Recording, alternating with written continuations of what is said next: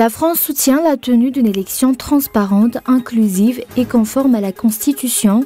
C'est ce qu'a déclaré l'ambassadrice de France au cours de la cérémonie de commémoration du 14 juillet, fête nationale française. Jusqu'à ce jour, la vérité concernant l'existence ou non d'un accord politique n'a toujours pas été révélée. Le président du Conseil du Femkevan à Malagasy a déclaré aujourd'hui que cela ne relève pas du rôle du CFM, la mission de cette dernière étant la réconciliation des politiciens. Les premiers mots face aux caméras des 12 enfants et de leur entraîneur en Thaïlande, ils ont évoqué leur état de santé.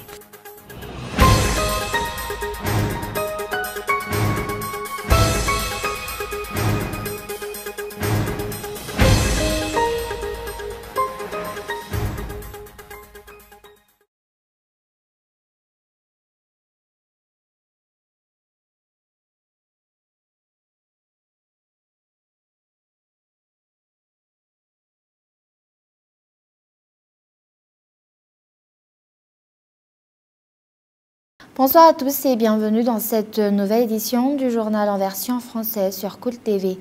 À la une actuellement, la population se demande ce qu'il en est des examens officiels. Cette année, les examens officiels auront-ils finalement lieu ou pas?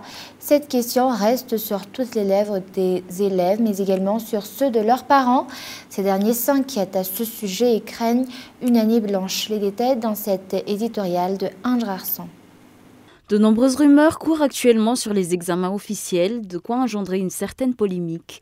Les élèves auront-ils droit à une année blanche? Jusqu'à ce jour, outre menaces et formes de pression, le gouvernement n'a proposé aucune solution concrète et efficace pour résoudre le problème des enseignants, ces derniers qui ne réclament pourtant que leurs droits.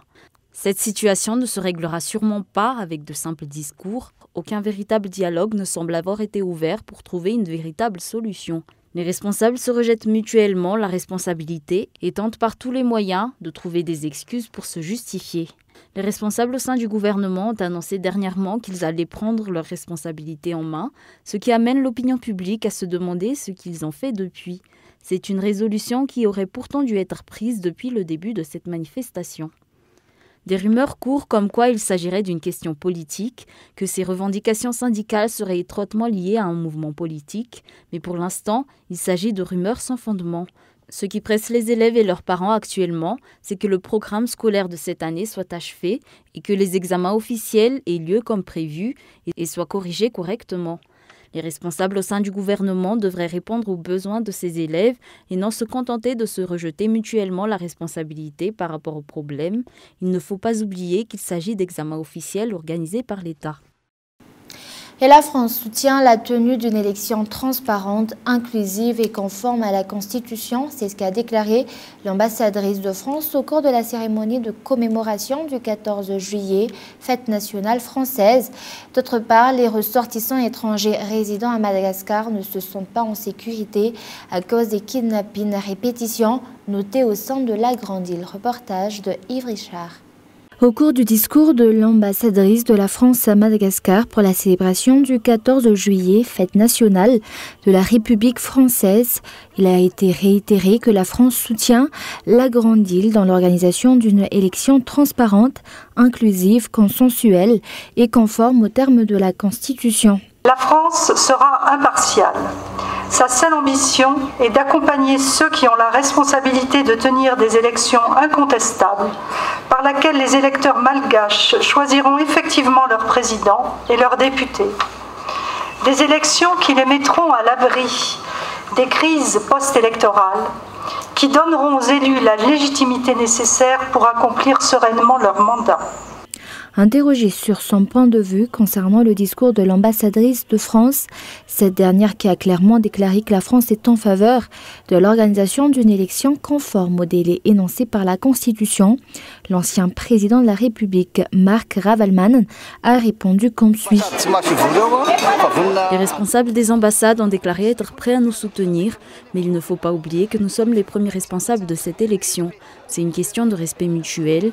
Il faut un pacte, une règle pour tous les candidats.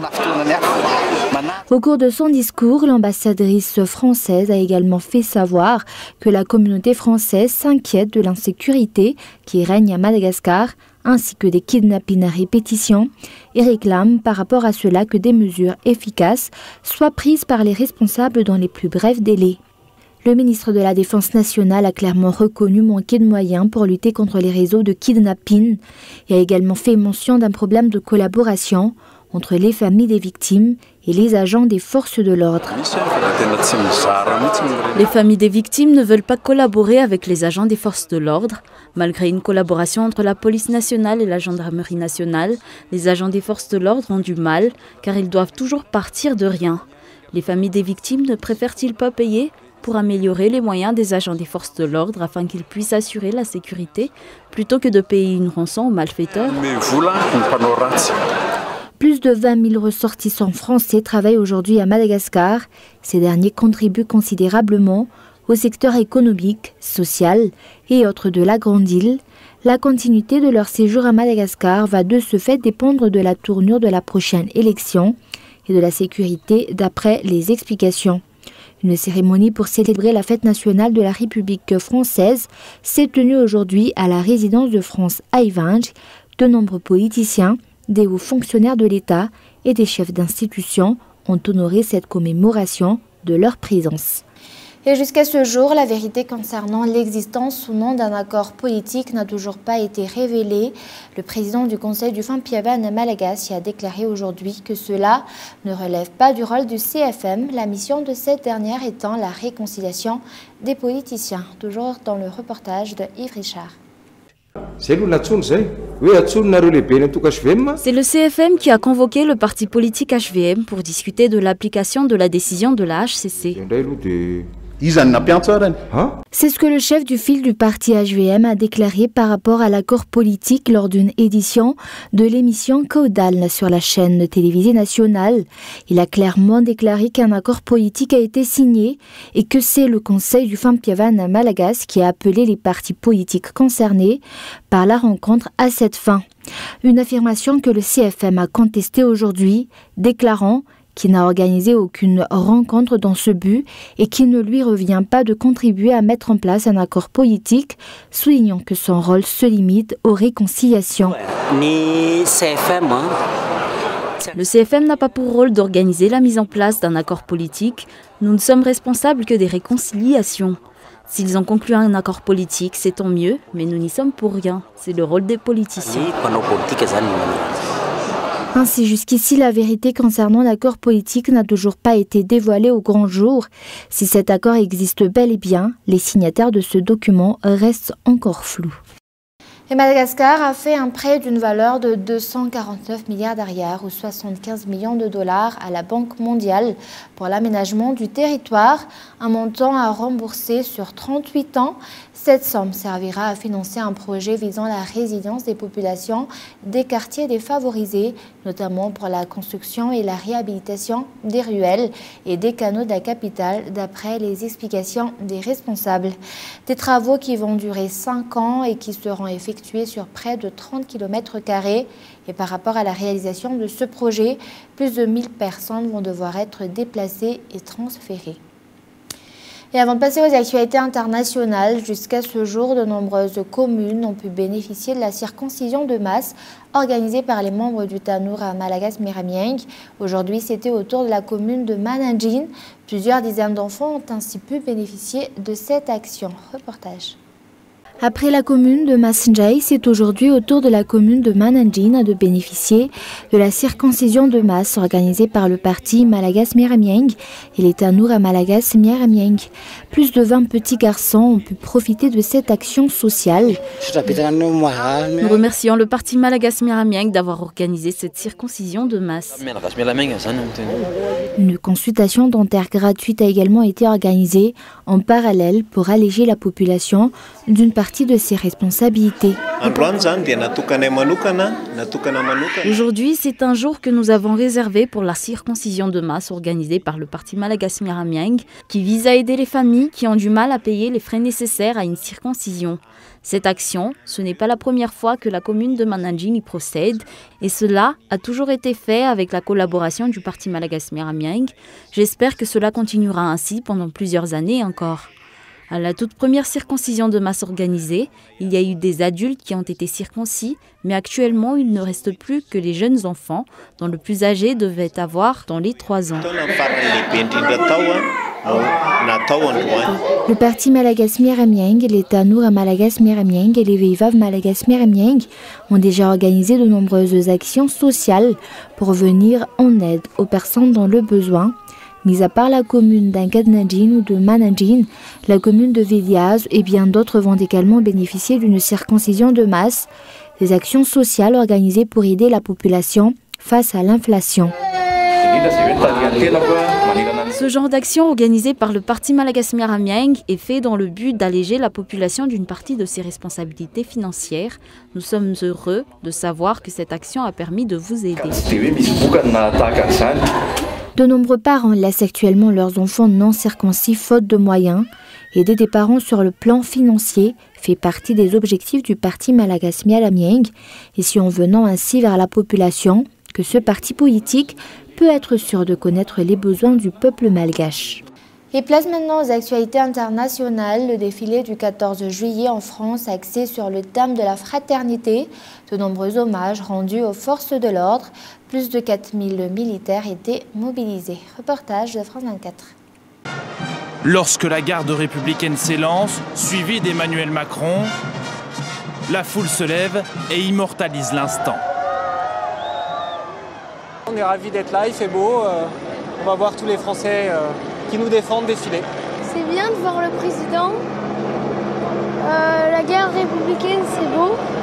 On essaie de venir tous les ans ici parce qu'on trouve que c'est une ambiance en fait de rassemblement pour la nation, pour l'égalité, la fraternité. Des Champs-Élysées noirs de monde. Et pour se frayer une place au plus près des militaires, il fallait arriver en avance et passer les nombreux contrôles de sécurité. Comme cette femme, venue avant le défilé voir son fils, pompier de Paris. Il est pompier depuis qu'il a 11 ans. Et bon, du coup, c'est ce qu'on s'était dit. Nous, on vient un peu de loin, mais bon, on a fait le trajet en train en se disant, bah, c'est la première fois qu'on le verra peut-être plus jamais sur les champs. Et du coup, voilà quoi. On est fiers, on est fiers. Même émotion pour cette famille. Le père est un ancien de la marine. Le fils défilait ce matin. Moi, j'ai fait en 77. C'est une ambiance qui est assez parlante quand on est dedans, qu'on grandit là-dedans. Ça invite vraiment à suivre un peu le même chemin. Les enfants aussi profitent du défilé. Certains explorent même ces véhicules militaires venus de Belgique. Mais la fête nationale passionne aussi les nombreux touristes, comme cet homme venu de Johannesburg. C'est superbe, nous sommes très contents, on voulait vraiment assister à cette fête nationale. Et surtout, on a vu la patrouille de France avec le drapeau français dans le ciel. Magnifique, merci beaucoup. Pour lui, comme pour les milliers de spectateurs, ce 138e défilé restera gravé dans leur mémoire. Et les premiers mots face aux caméras des 12 enfants et de leur entraîneur en Thaïlande, ils ont évoqué leur état de santé. Reportage. Derrière les masques, on devine leur sourire. Les 12 miraculés de la grotte et leur entraîneur reprennent peu à peu des forces. Et après leur calvaire, tous ne rêvent que d'une chose, un bon repas chaud. Bonjour, je m'appelle Turle, je suis fort et je veux manger du porc frit avec du riz. Bonjour, je suis Nick, je suis fort et je veux manger du riz avec du porc rôti. L'opération de sauvetage périlleuse a tenu tout le pays en haleine.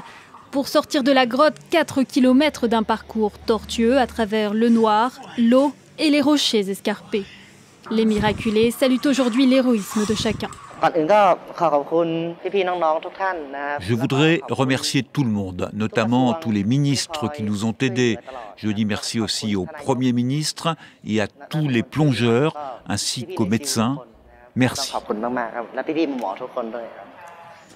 Après 2 semaines dans le froid, l'obscurité et l'humidité de la grotte, l'état de santé des rescapés inquiète. Les enfants sont en quarantaine pour éviter toute infection et ils ont subi des examens radiologiques et sanguins poussés. Avec les examens médicaux, nous avons constaté que certains souffraient d'une légère pneumonie. Mais tout va bien maintenant. Ils n'ont plus de fièvre, leurs corps sont forts. Il y a quelques minutes, nous avons donné des cadeaux à chaque enfant et parlé avec eux. Leur morale est au beau fixe et ils sont forts physiquement. Les miraculés devraient sortir de l'hôpital jeudi et seront suivis par des psychologues. Encore fragiles, ils ne pourront donc pas assister à la finale de la Coupe du Monde, comme leur avait promis la FIFA.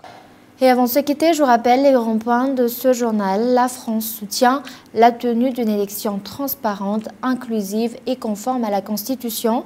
C'est ce qu'a déclaré l'ambassadrice de France au cours de la cérémonie de commémoration du 14 juillet, fête nationale française. Et jusqu'à ce jour, la vérité concernant l'existence ou non d'un accord politique n'a toujours pas été révélée. Le président du Conseil du Fampiavan à Malagasy a déclaré aujourd'hui que cela ne relève pas du rôle du CFM, la mission de cette dernière étant la réconciliation des politiciens. Et enfin, le premier mot face aux caméras des 12 enfants et de leur entraîneur en Thaïlande. Ils ont évoqué ce jour leur état de santé. Et voilà, c'est la fin de ce journal. Merci de votre fidélité. Au revoir et passez une excellente fin de semaine sur Coup de TV.